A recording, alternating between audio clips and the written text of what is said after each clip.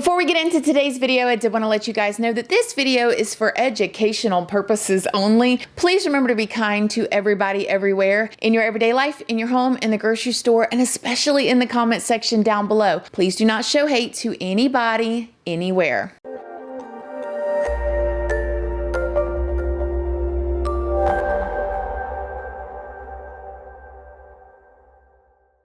Good morning, my lovelies, my beauties, my friends. My name is Christina and welcome to my channel. If you're new here, thank you so much for clicking on this video. I really hope that you will subscribe, stick around, take a chance in hearing some things that I have to say. And if you are a returning subscriber, y'all already know, y'all are my babies. So good morning, good morning, good morning. How is everybody doing today? I hope you all are having an amazing day. I hope you guys have had a wonderful week. I hope that y'all had a wonderful weekend. So before we get into this story, we're going to be talking about Dennis Rader today. Have y'all heard about it? I know some of y'all have because y'all requested this. This is like Mr. Rogers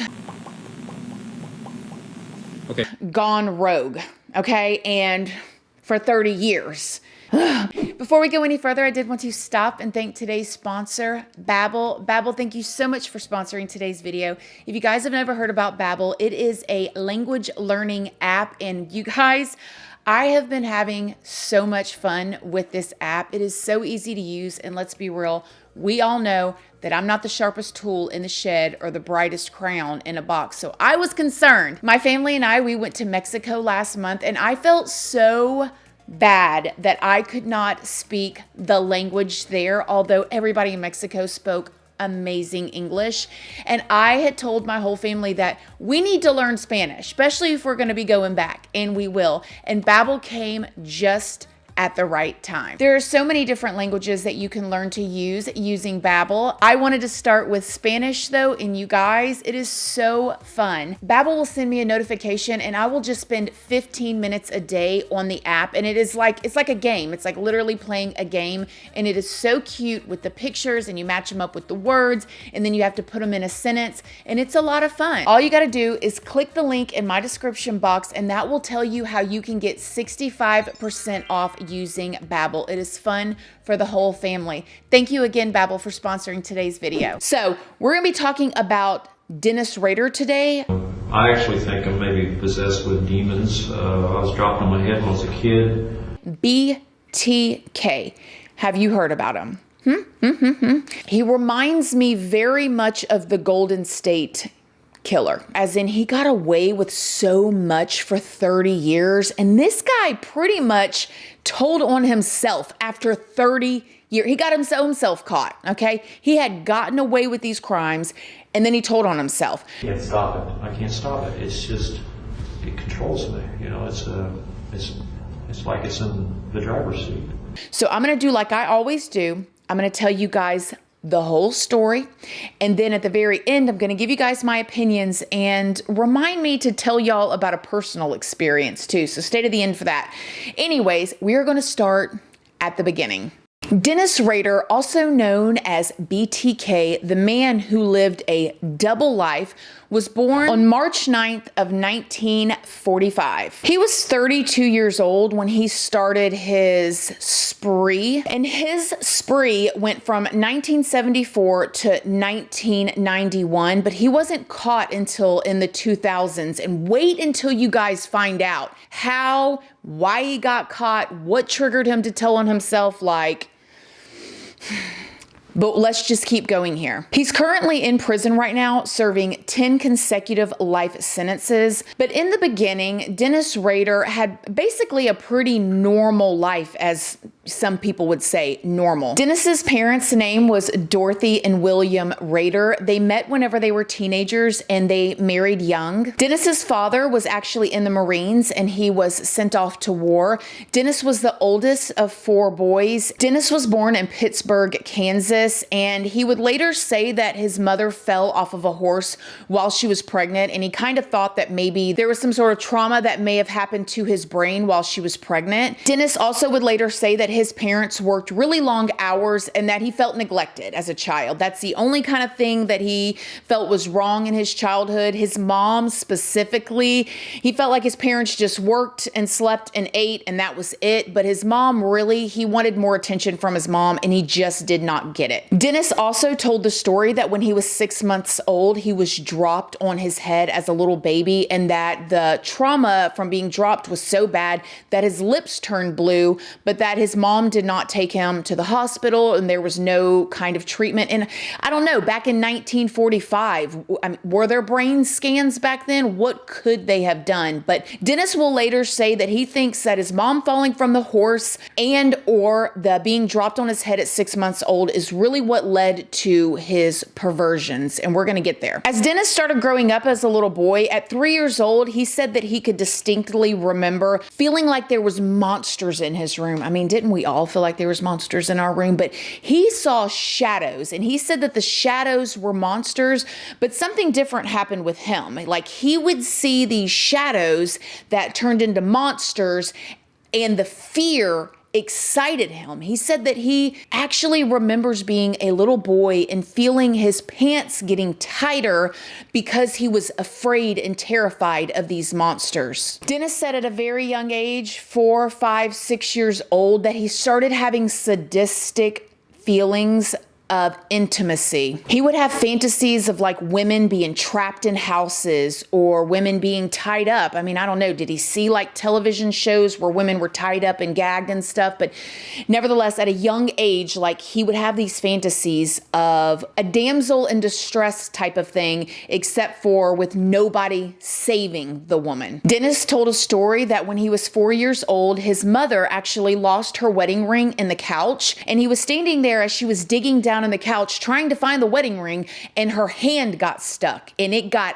actually stuck. His mom was trying to get her hand out of the couch and she couldn't. It was actually stuck. And he said that he remembers the fear on his mother's face and that it excited him at 4 years old. He said he remembered his mother like yelling at him, like, go next door and get your grandparents, help me, like I'm stuck. And he stood there and stared at his mom and got excited for a minute at the fear in her eyes. And then he turned and ran to his grandparents to get help for his mom. In 1949, Dennis and his family moved from Columbus to a town called Wichita, and this is where Dennis would grow up and then eventually marry and have his family and go on these sprees. When Dennis and his family and his grandparents all moved to Wichita, they had a chicken farm, and Dennis would say that he remembered watching his father and his grandfather taking these chickens and like beheading them, and remembered seeing the fear on the chickens' faces, and that excited him as a little boy. Dennis didn't do very good in school. He didn't have a whole lot of friends. He just kind of stayed to himself and with his family. Eventually, he would actually start finding animals and torturing them himself because of the excitement that he got from seeing the chickens. But even though he didn't do good in school and he had this like secret thing that he was excited about and did, he still did graduate in 1963. He went off to college and then ended up dropping out, and then in 1966 he went into the Air Force. He stayed in the Air Force until 1970, and then he got out of the Air Force, and around 1971 he met Paula Dietz. Now Paula Dietz would go on to like him, date him, and then eventually marry him. I'm wondering what they did. Like, what did y'all do for fun? I mean, how did he act with her in the beginning? You know, like, what did they do? If this was what he liked to do and he wasn't very exciting and he wasn't very smart and any of these things, and he liked to see animals be tortured from a little kid, like what kind of dates was he taking you on? I have questions, Paula. From there, he began working in a supermarket in the meat department. Then him and Paula eventually had 2 children together, and they went on to live just like a very simple life. In 1979, Dennis went back to school and started studying administration of criminal or I heard somebody, it says administration of criminal, but I also heard somebody say that it was criminal justice. I don't know, something to do with the criminal department. So he was studying this as well as a young man. Then he later went on to work at ADT, an alarm service. Now, while he was doing this, okay, because he actually started his sprees in 1974, okay? So we started, and I'm going to get to explaining those to you, but I'm trying to paint this picture of who he was as a normal man, okay, in the community. In 1979, he goes back to college, okay? But in 1974, he started killing people. And actually in 1974, he killed a whole family of 4. I'm going to tell you about that. And then 2 or 3 other people later that same year. Then he starts going to study administration of criminal, and he starts working in ADT. Now, when he started working in ADT, installing alarm systems in these people's houses in Wichita, the main reason why people were getting alarm systems was because there was a serial killer on the loose and was killing all of these people. So this man is literally in people's houses, okay, installing systems, listening to them say, you know, got to keep the family safe. You know, there's a killer on the loose, and he's there like installing it and looking at their whole entire houses and how the systems are being installed and what to cut and all of that while he's, yep, sure is obviously some psychopath. Like, can you imagine? That's why I said it reminds me of the Golden State Killer. We're going to keep going. After Dennis worked for ADT for a while, he started working for like the city or the county as a compliance officer. And this is when he kind of started getting his legal fill for torture. He would do things like check out people whose dogs were not on a leash. Okay, so say you're out in your front yard and you're just letting your dog walk around in your front yard, which we do. If we're barbecuing in the front yard, our dogs are out there hanging around. They ain't on no leash. They're just laying in the grass, rolling around. We're waving at the neighbors. It's that type of vibe. Well, it would be that type of thing, and he'd be riding around in his city compliance car, and one woman in particular, like, he would make people feel so uncomfortable at this point. But one woman in particular, he was taking pictures of her dog being out. He started harassing her. And so the woman went to court to fight the ticket. And the lawyer representing the woman was shocked with respect to how Rader handled himself. He spent hours and hours and hours and days on just trying to prove these 4 tickets. I do criminal defense, and I have major felony, rape cases. Sometimes that they don't have this much stuff on, Rader prepared for that very minor municipal ticket hearing like he would for a capital murder case. That's a picture Dennis took of the dog outside the gate, and that's his evidence of that the dog was out. A normal dog compliance officer would more likely hold the gate open, come on, we'll get back in here, and see if there's a way that the dog got out. But no, did Dennis do that? No, he was trying to shoot the dog with a tranquilizer gun. People would even later say that they packed up their whole family and moved out of Wichita because of this man and how tedious and mean he was as a compliance officer. There was even people that said that he would take out a ruler out of his back and measure their grass. You need to cut it. It's too long, But this is more of his sadistic behavior, that he got off on hurting people, but this way he could do it legally. At this time that he was a compliance officer is also when he became the president of the Lutheran church in his town. So he is the president of a church. He is a full-time dad, a husband of years now. His kids are getting older. His daughter would later come out and say that she felt like she lived the American dream from her perspective as his daughter. She had a nice 3-bedroom home, a big old yard. Whenever she was 4 years old, he came out there and built this huge playhouse for her and her brother. And he was very active in her life, in her brother's life. He would take them to the park. He was in the Cub Scouts that she was in. He would take his child that was in Cub Scouts and go camping with them and help tie the knots and all of this stuff into the outside world. Other than the fact that he was kind of a butthead being a compliance officer, he was a great guy. His neighbors would wave at him when he would drive in. But this double life though, let's talk about this. Dennis's secret sexual fantasies were so dark and so deep that he could not hold them in any longer. He said that when he was a little boy, he would tie a rope around his waist and peep in women's windows and watch them dress, but he would pull the rope so tight on him while he finished himself and got off on the pane of the rope and looking in the window. He also said that he enjoyed spankings as a little boy, that he enjoyed it. Like, that is so disturbing to me that it excited him. Like, I just don't even know how to deal with that. Like, I can't imagine. That's so gross. Like, and he also described himself as a family man, but then switched to the dark side. He started off slow. I mean, I told you guys with killing animals, which that to me is not slow. That is beyond disturbing, but this is him describing himself. And then he got to where he was breaking into people's homes and stealing women's underwear. And before you know it, he just could not resist the urge to kill, and he began to plan. An investigator would later say that Dennis, who is later named BTK, was out of a 0 to 10 on the most organized serial killer he's ever seen or dealt with, 10 being the like top of the line and 0 being the worst, that Dennis was on an 8. Like, he was very organized and meticulous and planned these things out, which is why he got away with it for 30 years. Now, I'm going to start telling you guys these stories. If you're sensitive to any of this stuff, maybe you shouldn't watch anymore, because I'm just going to let it roll. We going from here. Now, when I tell you guys this, I want you to keep in mind the whole first half of the video of this father builds a playhouse, married, president of his church, you know, installing the ADT systems, waving at his neighbors, hey, Martha, hey, Betty Sue, you know, out there, water hose with the plants, okay? Keep that in mind. On January 15th of 1974, he broke into the house of the Otero family. Now, he would later say that he did not know these people, but he was driving his wife to work one day and he saw the mom or the wife outside with one of her kids, and he knew that was going to be his next victim.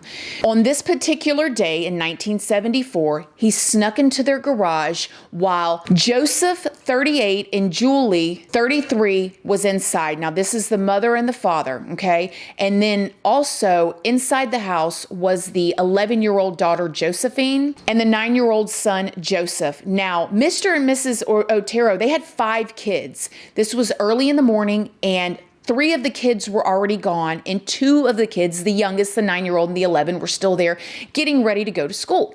So Dennis sneaks into, and as the little boy comes out getting ready to go to school, he grabs him and he has a gun and a knife, and he takes the little boy inside and he uses them basically as bait for the parents and the sister. And he tells them that he's an escaped convict from California, and he just is going to rob them and needs the money, and he's going to tie them up so he can take the money and take the car and he can leave. And the family decides they're going to comply. They don't want their baby boy hurt. They're going to do whatever he says. Like, okay, you just want the money here, take the money, take the car, here's the keys, He's like, come into the room. As he takes them into the room and he gets them tied up, he has them right where he wants them. He begins to take a rope and strangle the father, and he's getting excited this whole time. Ugh, it's so freaking disgusting. Well, Mr. Otero was strangled, or a bag put over his head and strangled.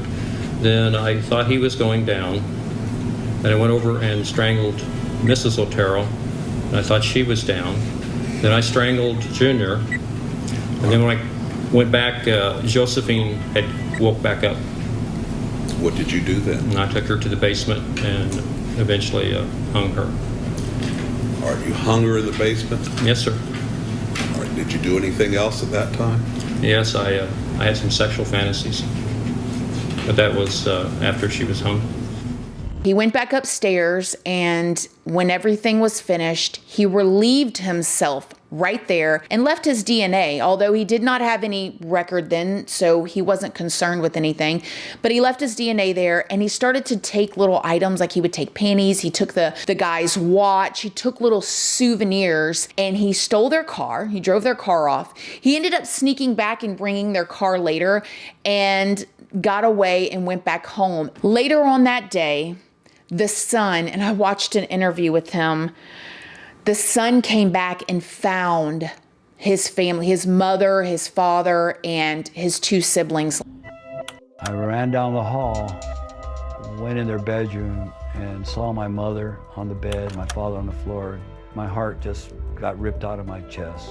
My life changed instantly. So now you've got 3 kids left without their family. It was devastation. All of Wichita was in an uproar, as you can imagine. I mean, somebody went in and killed 4 family members. At this point, they thought, man, was this a hit? Was this like a mob hit? Like, who would do this?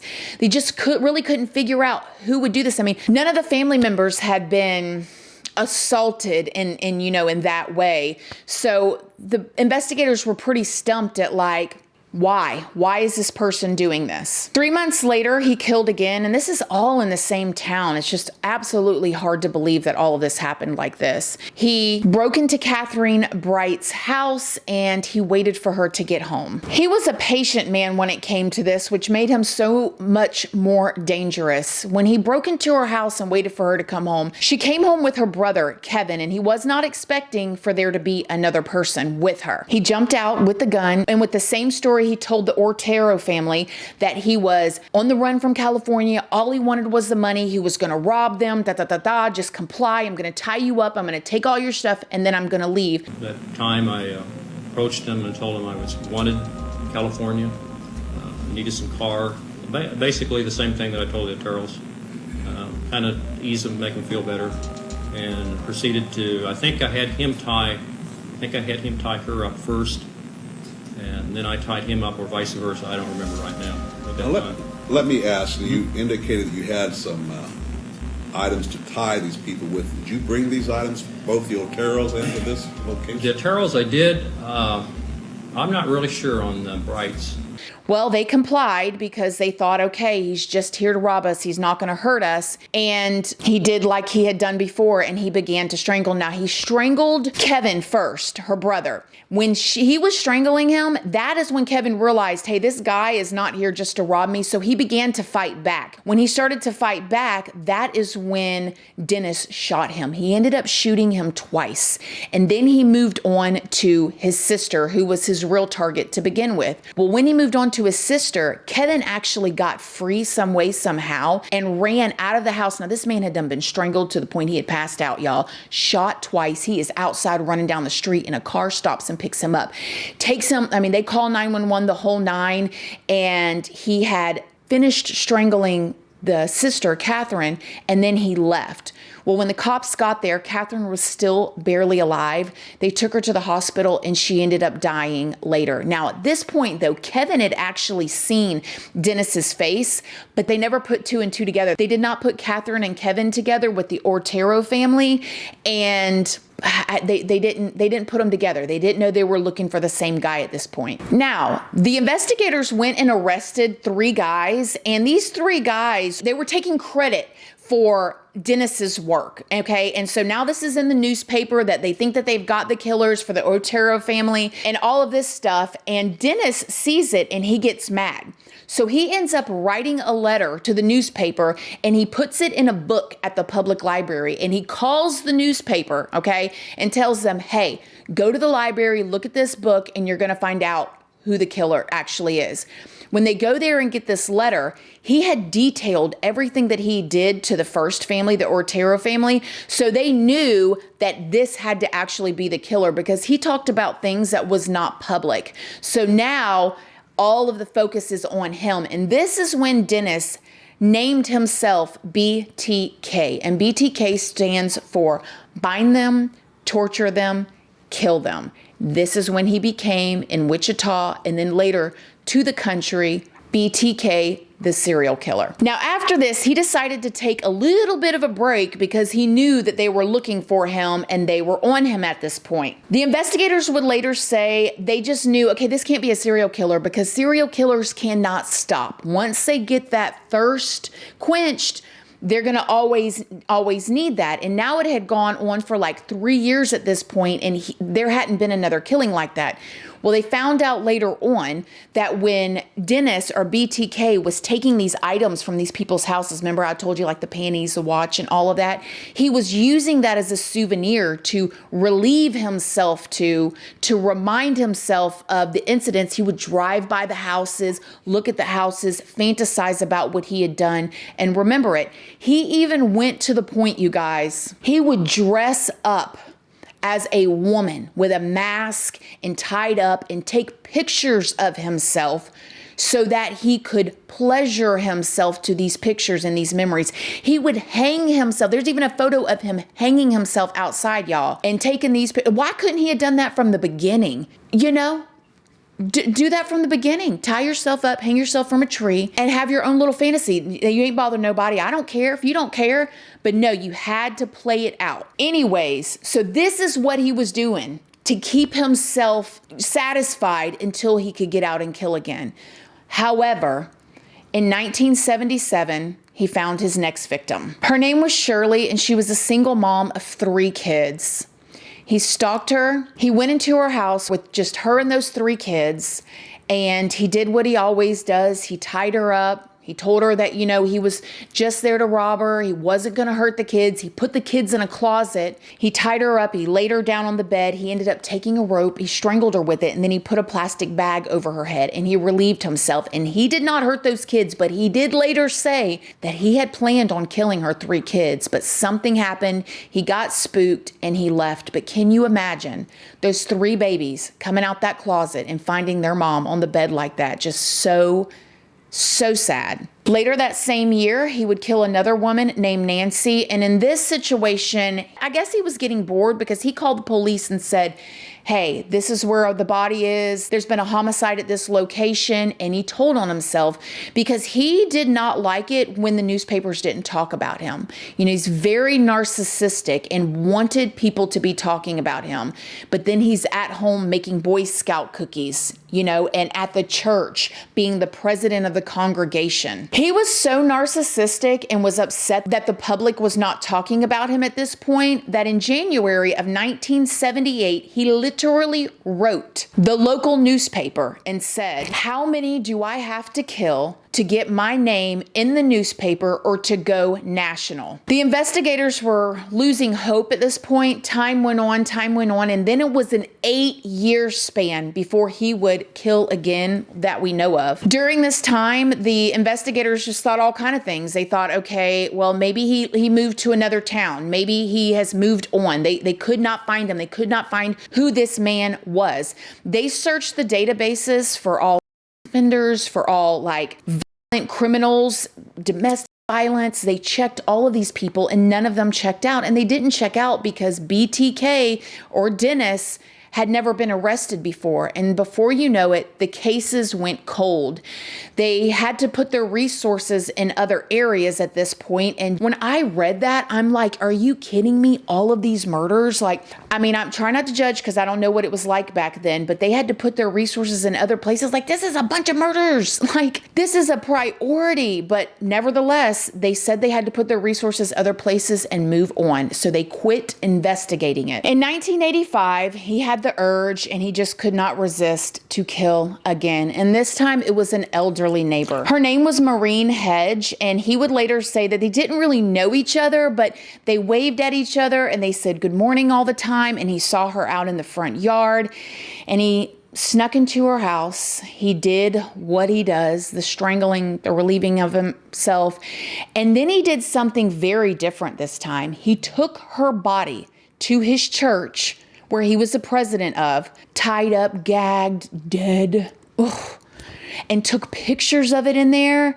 And he said he felt so powerful because he was doing this in God's house.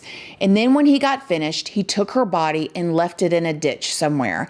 At this point, investigators did not tie Miss Maureen to the other murders because she was left in a ditch. It was completely different. It wasn't his typical MO, but it was BTK who had killed her too. In 1986, he strangled another woman named Vicky. And in 1991, his last murder was an elderly woman, a 61-year-old woman named Dolores, and he ended up dumping her body off of a bridge. At this point, this was 10 murders.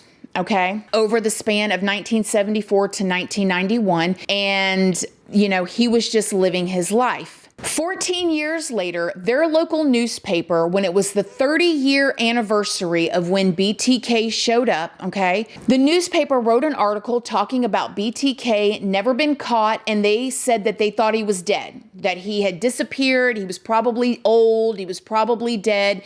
And when Dennis saw this article, he was like, oh, no, I'm not. They've got to know I am still alive. I am still out here, and you have not caught me. Like, the narcissism was real. So in March of 2004, he decided he was going to write the Wichita Eagle, which is their local newspaper, and let them know, no, I'm not dead. I'm still here hanging out with your cousins and your brothers and your sisters. I'm still here parking next to you at the grocery store. I'm still here buying stamps at the local post office.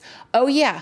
I'm still here. And with that letter, he sent in a copy of one of his victims' ID cards to prove that it was him. And they printed it in the newspaper, and the whole town, including the investigators, but the locals freaked out. I mean, can you imagine? I mean, you're looking at everybody like, is it you? You're looking at your kids, teachers at school like, where you been? What was you doing on this night of 1974, right? The newspaper and the investigators, they began to communicate with him, and he was just kind of getting off on this too. He was communicating, and over this time, there was 11 messages exchanged between them, and one of them even being a voice recording. He was telling them all kind of lies, that he was born in 1939 and that he was in the military, which he had been in the military, but he was just like pretending that he was toying with the investigators at this point. But he loved the attention, because the more he would talk, the more the newspapers were writing articles, and he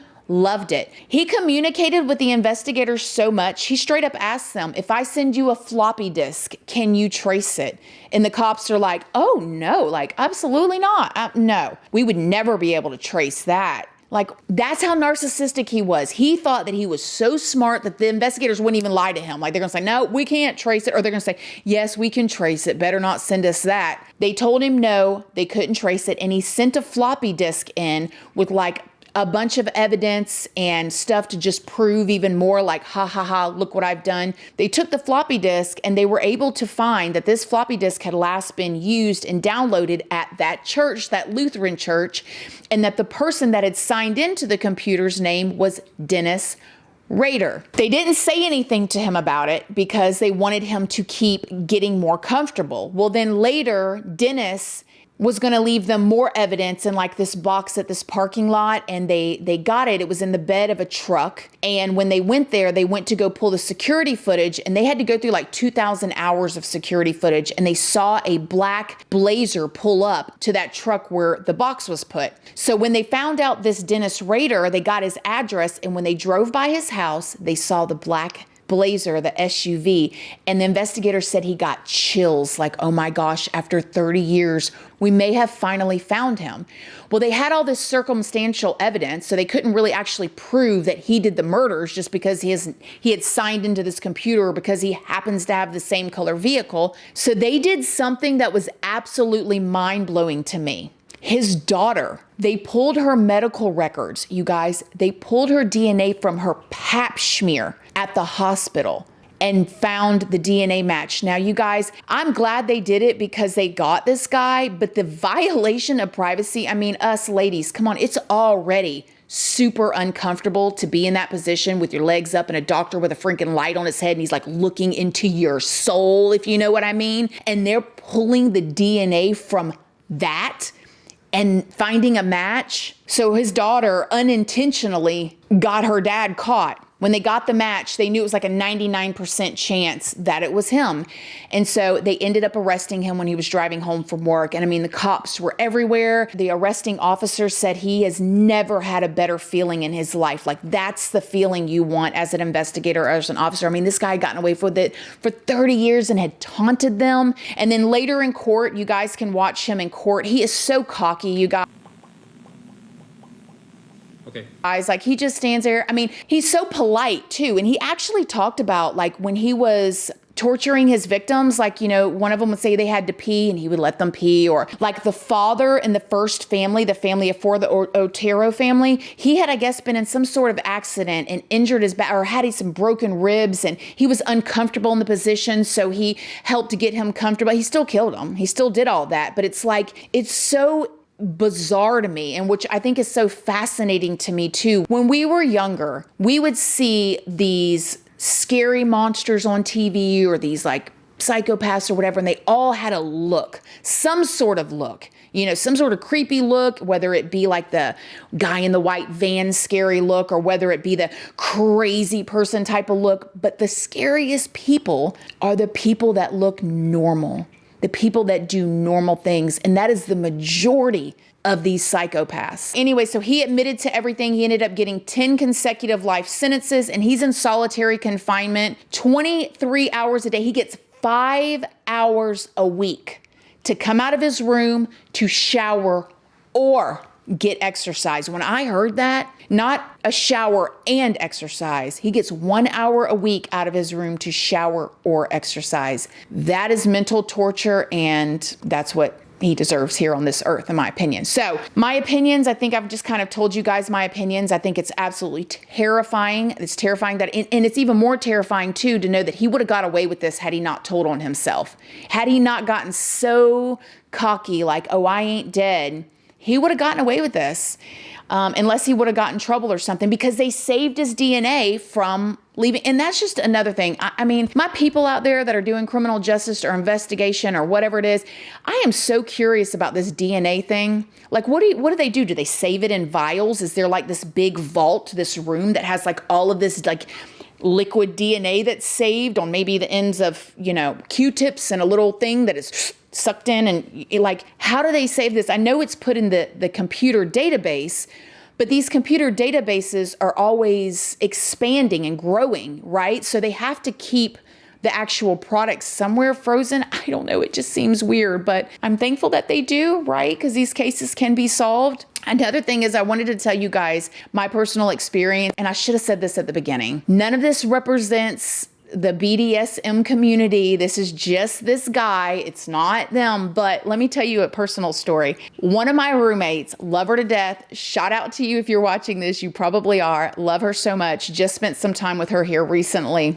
I'm not going to tell you her name, but funny story is, she was my roommate. We were like great friends. We worked together. We had a great time and everything. And then she got this boyfriend. Okay. When she got this boyfriend, she got very much into, it's not even just the BDSM. She says it's like I don't even know if I can say these words. It's S&M. You guys know what it is, right? And so you do what you want to do, like, it's your business, whatever. But it got real awkward around that house, because he would be walking her like around on a leash. Okay. She'd be like on all fours out in the living room. And baby, I'm just in there trying to step over you, but can I just microwave this corn? Okay. I got some fried chicken. You want a piece? No need to bark. Just tell me yes or no. And it was just like, I was like, if you're happy, you're great. But it's just, you know, you move in with your girlfriend, and 1 minute you and her are having girls' night, sitting on the couch, eating cheese and cake. And the next minute, her boyfriend's walking her around on a chain leash. And I'm like, well, this changed. So anyways, and she's my girl. I love her to death. She's not with that guy anymore, thank God, because he ended up not being a good guy. But yeah, so that is my experience with that whole lifestyle. But anyways, what do you guys think? Have y'all heard about this story? What do you think? Let me know in the comments section down below. His daughter actually wrote a book. I have not read it yet, but she's spoken out. I have not seen the brother or the mom speak out. I did see that the mom got an emergency divorce whenever he was arrested, and I don't blame her, baby. She was down there knocking on the courtroom doors like, excuse me, my husband, he's BTK. I knew himself was nasty when he kept trying to tie me up to the bedpost. I told him I wasn't in the mood. Is this an appropriate joke? Okay. Anyways, she got an emergency divorce and washed her hands of him. So the daughter wrote a book. There was a lot of controversy about that. I guess people were mad at her for profiting off of it, but she was a victim too. Like I can't be mad at her. She was a victim. But let me know what you think in the comment section down below. Thank you guys so much for watching this video. As always, please do not forget to like it. It's a free way that you can help your girl out. And until next time, I love you guys so very much. And I'll see y'all in the next video. Bye. Love you guys. Bye. We are dreaming in the dark. We are nothing more than dust. Search but you stay lost.